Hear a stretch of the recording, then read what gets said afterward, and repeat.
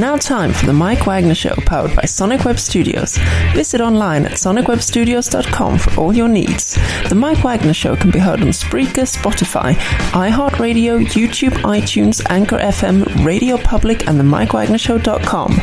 Mike brings you great guests and interesting people from all across the globe. So sit back, relax, and enjoy another great episode of the Mike Wagner Show.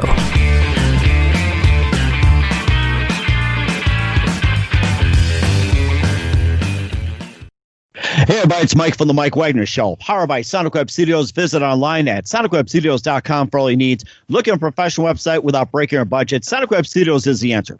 Sonic Web Studios offers fast, affordable custom web designs at below the competition way.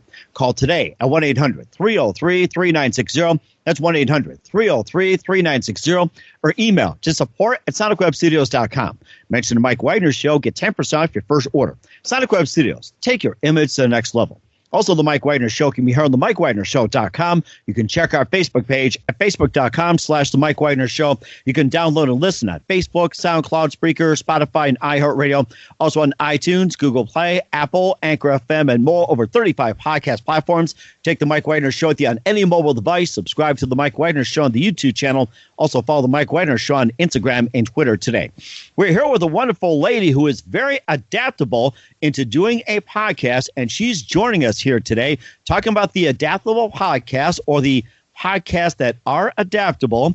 And she's got a series out. She was previously a Read It Forward senior editor. She's also with Modern Bride, Glamour, Oprah Magazine, and a lot more. She's got the pulse of what's going on in the publishing world, and also had a couple of adaptations that turn potentially into movies, and she just does a lot of magic with it. Ladies and gentlemen, from her home studio right here somewhere in the beautiful United States, ladies and gentlemen, the very adaptable Abbe Wright. Abbe, good morning, good afternoon, good evening. Thanks for joining us today. Hi, Mike. I'm so glad to be with you. Oh, yes, and I'm so glad you're making this adaptable as well, too, in the Adaptable podcast. And you've been doing this for about a couple seasons now, and we'll talk about what you got going on.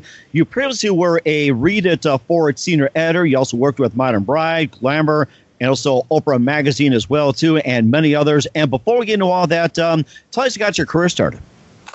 Well, I always knew I wanted to be an editor at a magazine. And so I was an English major in college and graduated and interned first at the Philadelphia Magazine. I'm from Philadelphia.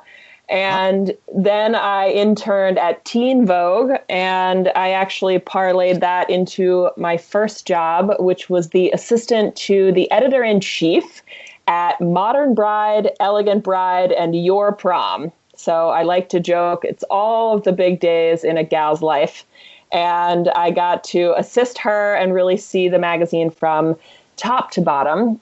And then I moved over to the Oprah Magazine, where I worked first in the fashion and style departments.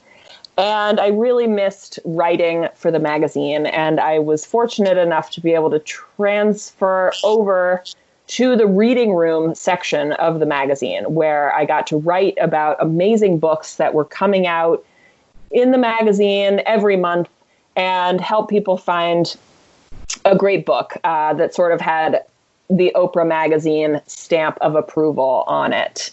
And from there, I went to Glamour Magazine in 2014 and worked as the editor in charge of their top 10 college women competition. Wow.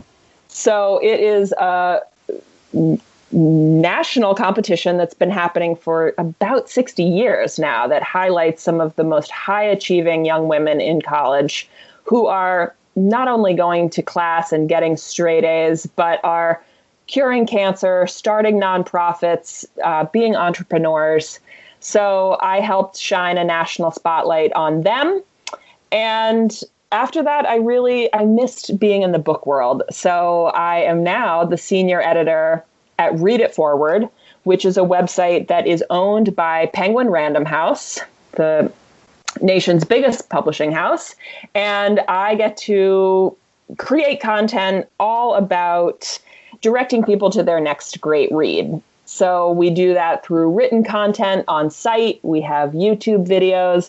And of course, we have 2 podcasts. We have the Read It Forward podcast, where I get to interview authors all about their amazing books.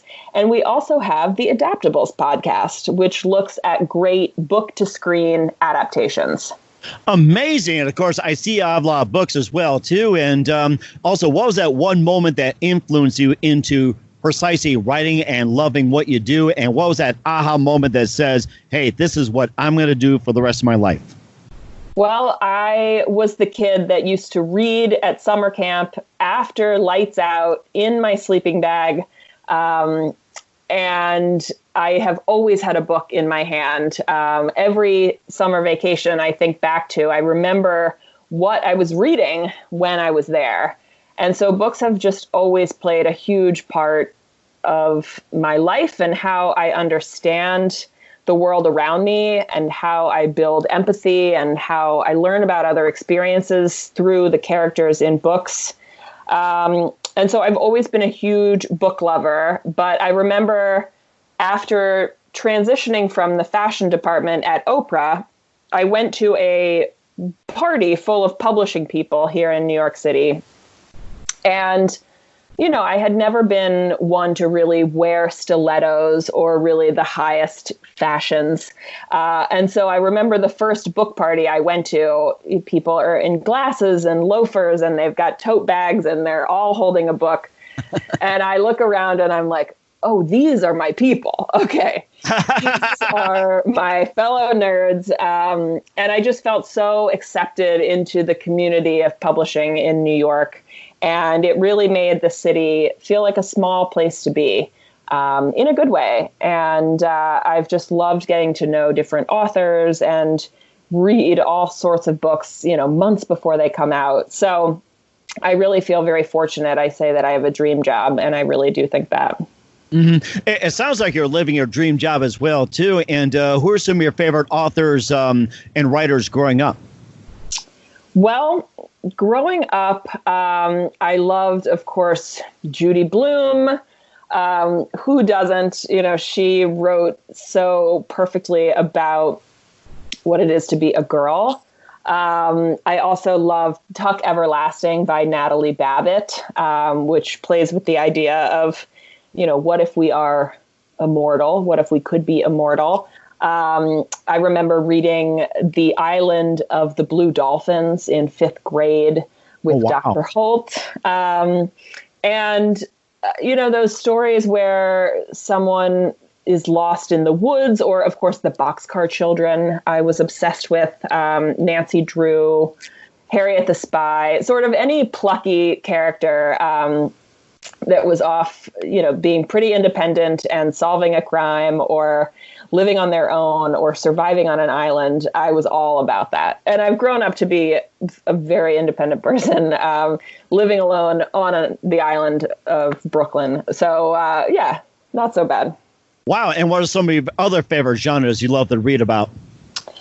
I love historical fiction. To this day, I think it is so fun to be transported back to, a time that is different from our own. And so to learn something as well as be transported into a different character, I absolutely adore that. And then I also love nonfiction, especially true crime.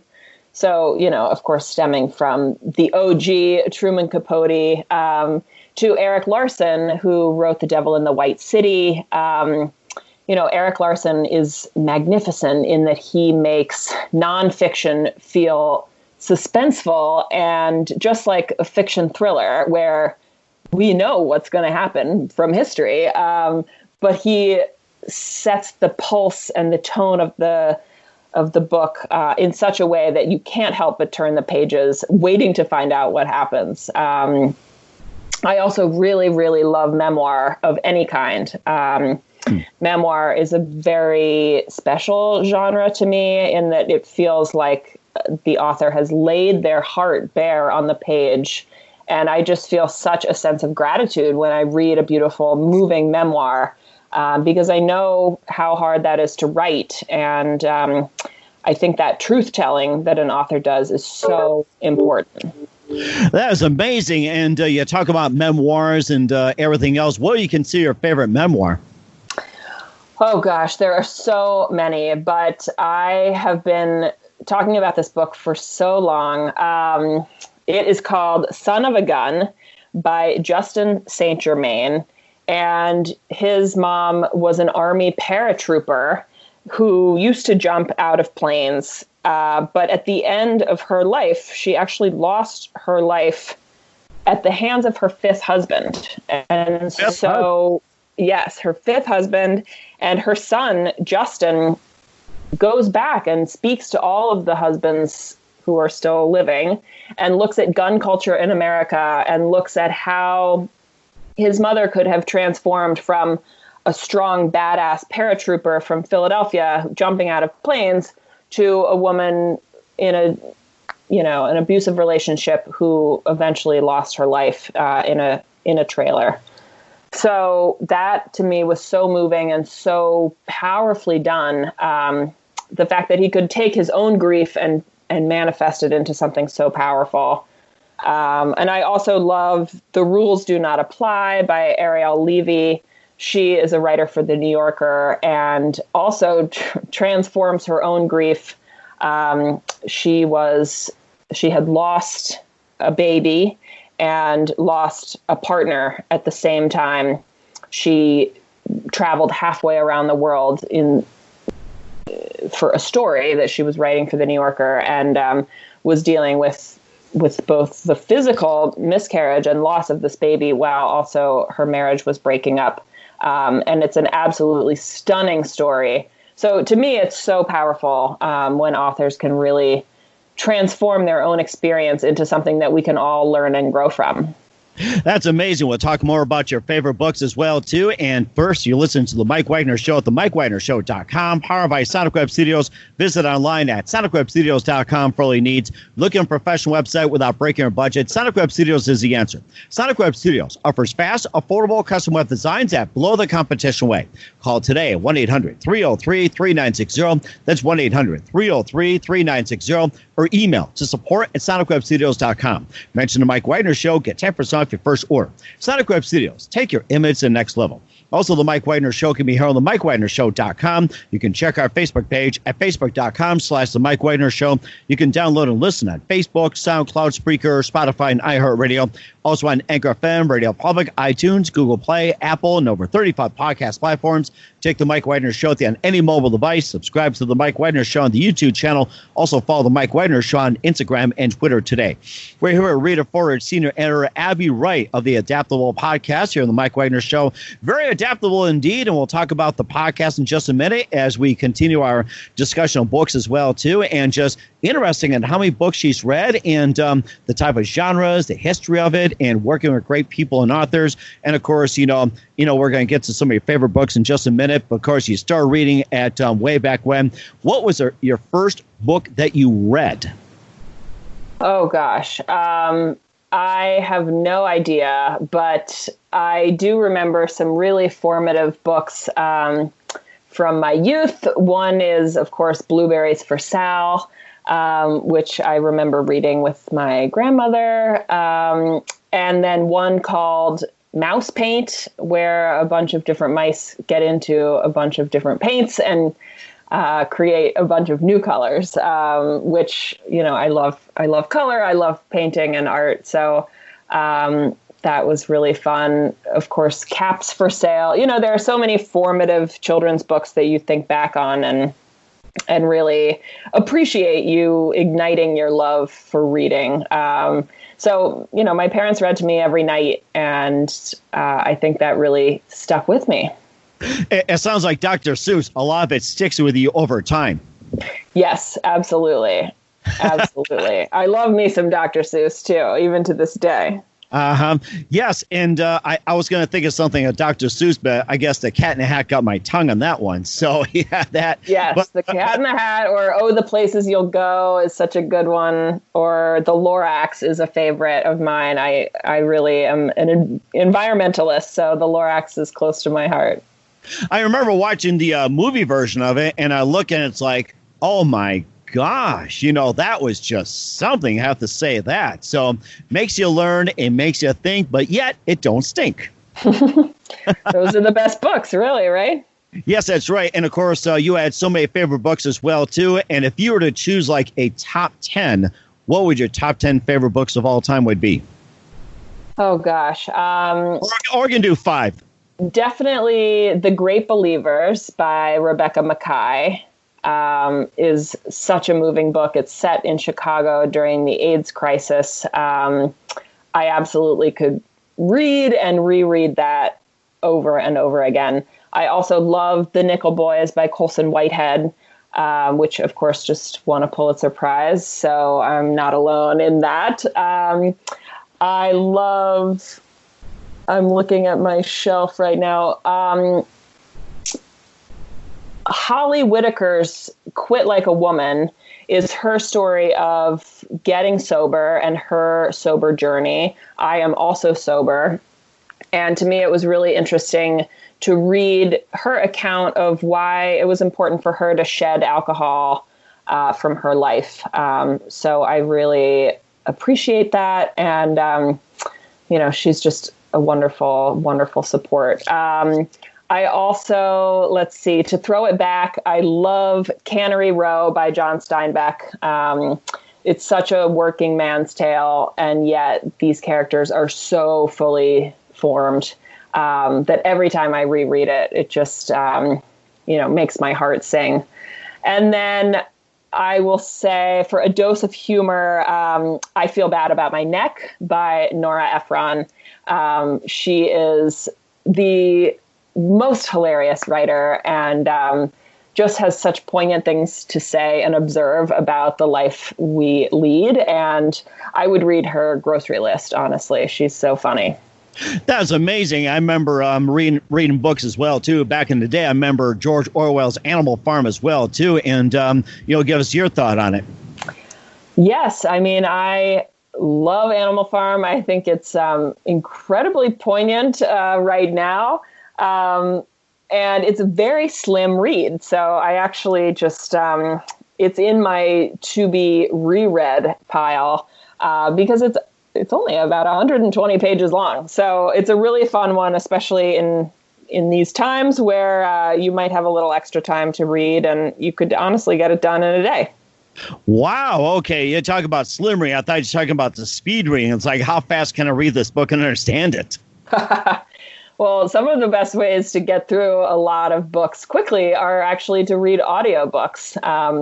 That way you can put on an audiobook while you're cooking dinner or while you're gardening or going for a walk. And so you can really maximize the time you spend, quote unquote, reading if you're listening to an audiobook. And also, you got one of the best-selling novels you feature in your podcast. We'll talk about it in just a minute. But first, to listen to The Mike Wagner Show at themikewagnershow.com, powered by Sonic Web Studios. Visit online at sonicwebstudios.com for all your needs. Look at a professional website without breaking your budget. Sonic Web Studios is the answer. Sonic Web Studios offers fast, affordable custom web designs that blow the competition away. Call today at 1-800-303-3960. That's 1-800-303-3960. Or email to support@sonicwebstudios.com. Mention the Mike Wagner Show. Get 10% off your first order. Sonic Web Studios. Take your image to the next level. Also, the Mike Wagner Show can be heard on the MikeWagnerShow.com. You can check our Facebook page at Facebook.com/The Mike Wagner Show. You can download and listen on Facebook, SoundCloud, Spreaker, Spotify, over 35 podcast platforms. Check the Mike Wagner Show with you on any mobile device right here. And subscribe to the Mike Wagner Show on the YouTube channel. Follow the Mike Wagner Show on Instagram and Twitter today. We're here with Rita Forder, Senior Editor, Abbe Wright of the Adaptable podcast here on the Mike Wagner Show, just talking about some of her favorite books, how she got into books, and just generally about authors and everything else book-wise. And also one of the best-selling novels that she's got featured on the Adaptable podcast is Celeste Ng's Little Fires Everywhere. You can just tell us more about that and tied to the Adaptable podcasts. So we are always looking for ways to get books into the hands of readers. And I know that I love TV just as much as I love books. And so many great TV shows have been actually adapted from books, like Big Little Lies, like Killing Eve. there are so many that actually come from the source material of a great book. And so we decided to start a new podcast called The Adaptables, which looks at great book to screen adaptations. And, we started with Celeste Ng's Little Fires Everywhere, which was just adapted for Hulu. It came out March 17th and was a very bingeable, dramatic show with an amazing cast. Reese Witherspoon and Kerry Washington in the two leading roles. And it was very fun to spend season 1 talking all about the differences between the show and the book, and what was different, what was the same, what we liked. So my co-host Emma Schaefer and I really did a deep dive with a guest on every single episode, all about, those fun differences and what we spotted. And then we also got to interview the author, Celeste Ng.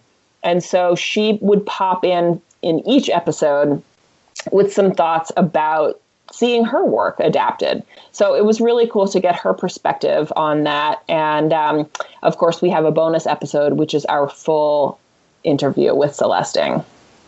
That is amazing. And how does a book become a TV show or series? And how can TV boost book sales? Well, I think it's very cool. It's, there are so many scouts out there that are looking for the next hot TV show. And of course, when you have a best-selling book, you have an already built-in audience that might come to your TV show if you adapt it. And so I think for best-selling books, like we've seen Wild be turned into a movie, we've seen Where'd You Go, Bernadette, we've seen Crazy Rich Asians. This is now a formula where it's sort of a safe bet to take something that's already sold well in book form and to bring it to life with actors and a great cast. Mm-hmm. So I think there's a whole team of people whose job it is to scout for these books that might make great TV shows, and lots of producers that are interested in investing. So I love seeing books be brought to the screen, which I think is really fun. It sounds like it too. And what makes for a good book become a screen adaptation? What do you guys look for? Well, I am not in charge of making them, unfortunately, but I think I would, if I were a scout, I would look for really lots of drama, a beautiful setting. So in terms of Crazy Rich Asians, it's set in New York, but then it's set, all over Asia and Singapore. And I think the setting is really important, and just to have some really meaty characters that some actors could dig into, as well as a dramatically paced plot. There's got to be something that keeps you tuning in episode to episode, or there's got to be a reason why you are invested in what's going on. So I think action, great characters, and great setting make a book able to be adapted to the screen. And what does Celeste think of the series, and how much was she involved? Well, it was very cool. She was not in the writer's room, but she has said to me in our interview that a great adaptation is like a cover song of your favorite, musical hit, that you expect the adaptation to use the same lyrics and the same melody like a cover song would. But ultimately, a cover song is a whole new piece of art. And so she really approached having her work adapted in that way, in that she appreciated what they did, the new thing that came out of the adaptation. So she wasn't looking for it to be kept perfect to her original. She was looking for it to be a great cover song, and I think that's what happened. It sounds like it, too, and a really nice job of it. And what readers would love about the series, and what would they want to improve on it? It's like, what the readers say about it, what was good, what needs work on it. Well, I think the stickler will say that there is a lot that is different in the show versus the book. There is a lot that was added to the show that is not in the original book. And so I think a stickler might say, but but, you know, they didn't do it justice because they added all this extra stuff. But I happen to think that the extra stuff actually adds a lot to the experience of watching the show. And so, you know, they added one main character is, you know, grappling with her own sexuality. We have the addition of Kerry Washington and her daughter, played by Lexi Underwood, are Black in the show, and their race is not explicitly stated in the book at all. And so that adds a whole layer of unbelievably cool racial tension that we get to unpack in this show, which I think adds a whole new element to viewing it. Mm-hmm. Then I think the actual whodunit, the mystery in the show, is completely different than in the book. But I really like what they did, and I think it made sense. There's a whole backstory element that we get in the show that we don't necessarily get in the book. But of course, in the book, a character can have a flashback to a different time, and then a few sentences later, we're back in present day. And in a show, you can't really be flashing forwards and backwards. So we do get some really wonderful flashback episodes that I appreciated a lot. So I think a stickler might say there's a lot that's changed, but I think it's actually beneficial to the experience of watching the show.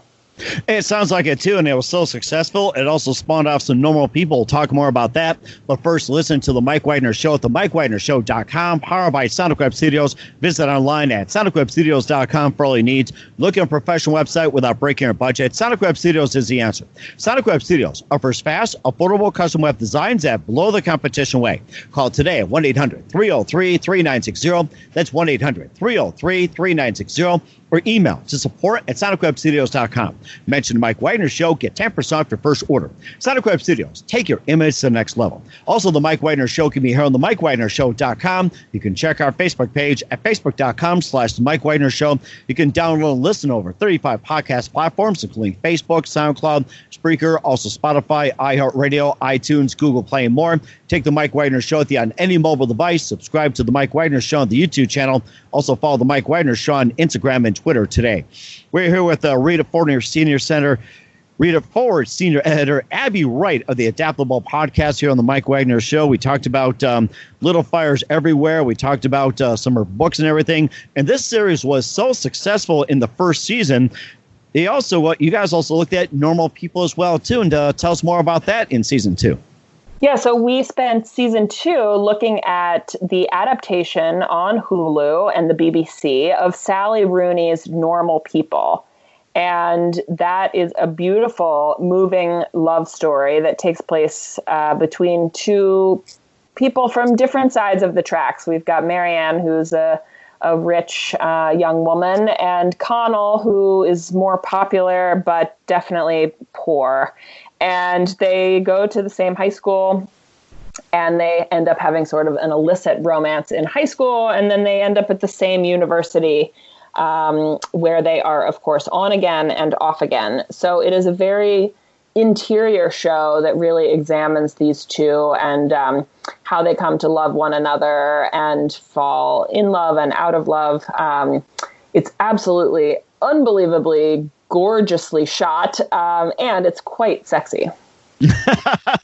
It sounds like it. And of course, you talked about with one being rich, one being poor, and from different sides of the town, having a romance in high school, and then fast forward over to university. Do you think these kind of relationships are common? Have they become common, or are they considered rare? Well, I think, certainly in the case of these two characters, they connect on so many different levels other than their upbringings and their backgrounds. They're both incredibly smart and well-read.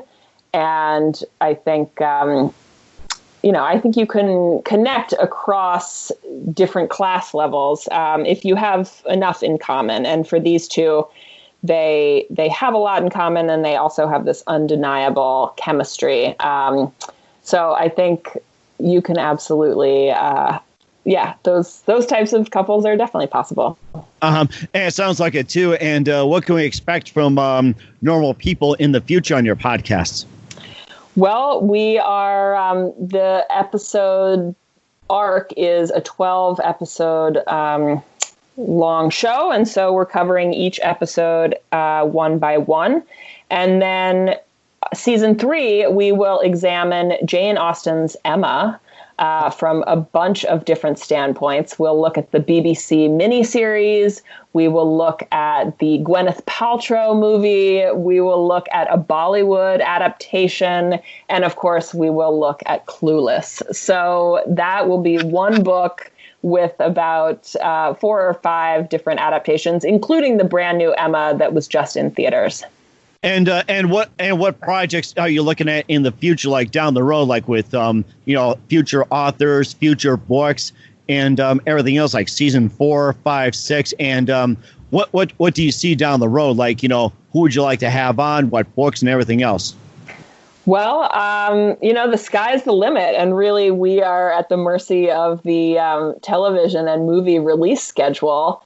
But I'm definitely excited about the Good Lord Bird, which is coming out on, I believe, Showtime, which is all about abolitionist John Brown leading this group of freedom fighters. And so that, of course, is based on a book by James McBride, who is one of my very favorite authors.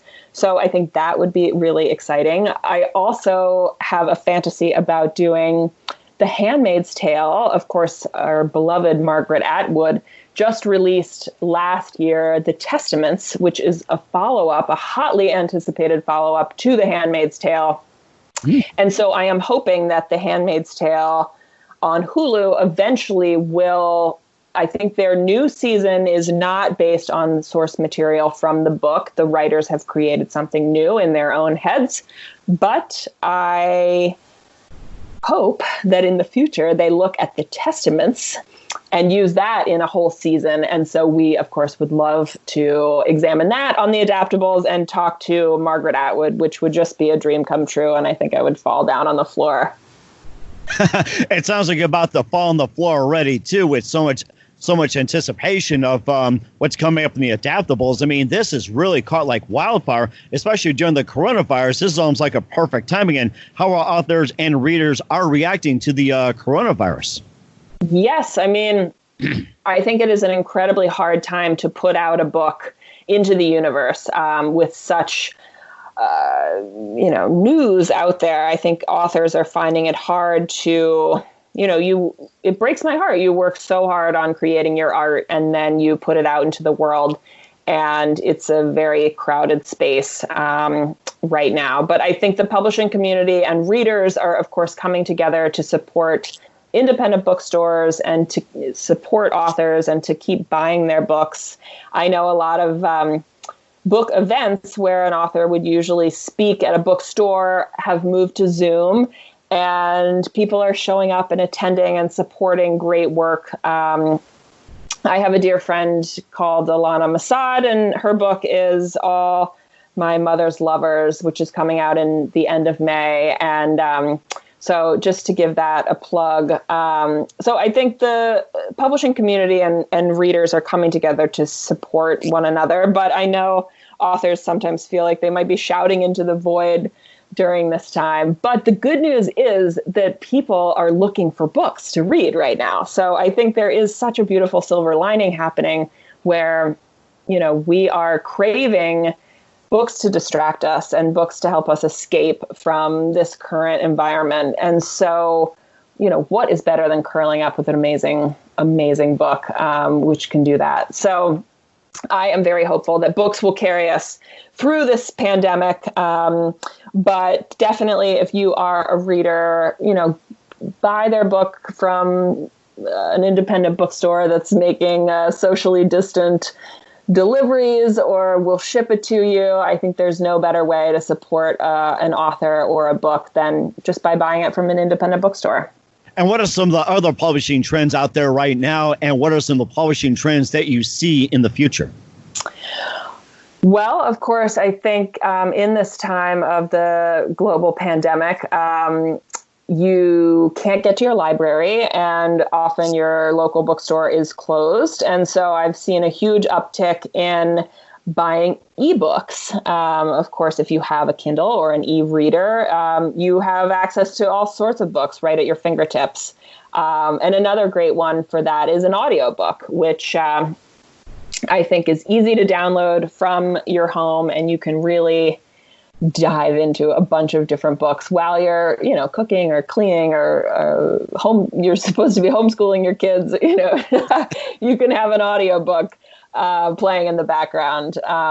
So for me, there's nothing better than that. And I just think, I think in terms of future trends, I think books and literature as a means to tell a story and connect through storytelling, I don't think that's going anywhere. So I think depending on how we can gather in groups in the future, that might look different.